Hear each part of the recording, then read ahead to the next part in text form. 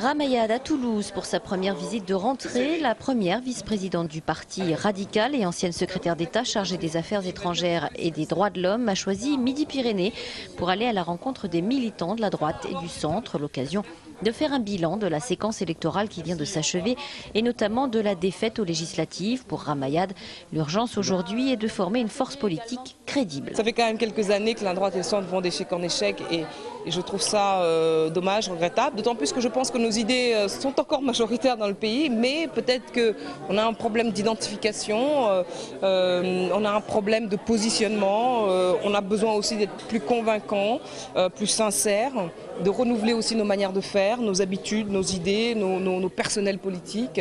Nous devons profiter de cette période d'opposition pour effectivement tirer les leçons de ces échecs électoraux. En visite à l'EHPAD Arc-en-Ciel de Saint-Martin-du-Touche, l'ancienne ministre a été interpellée sur la question de la dépendance. L'un des grands chantiers du quinquennat Sarkozy. Sur cette question, les professionnels restent dans l'attente.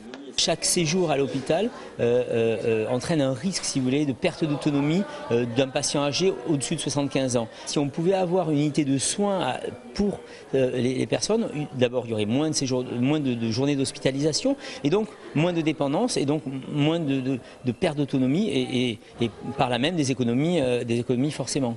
Hier après-midi, il n'était pas vraiment question de budget, mais plutôt d'une visite amicale de Ramayad, l'ancienne ministre toujours aussi populaire. Plus tard dans la soirée, elle a exprimé auprès des militants de droite et du centre sa volonté de constituer une fédération centriste de rassemblement avec un objectif pesé sérieusement lors des prochains rendez-vous électoraux.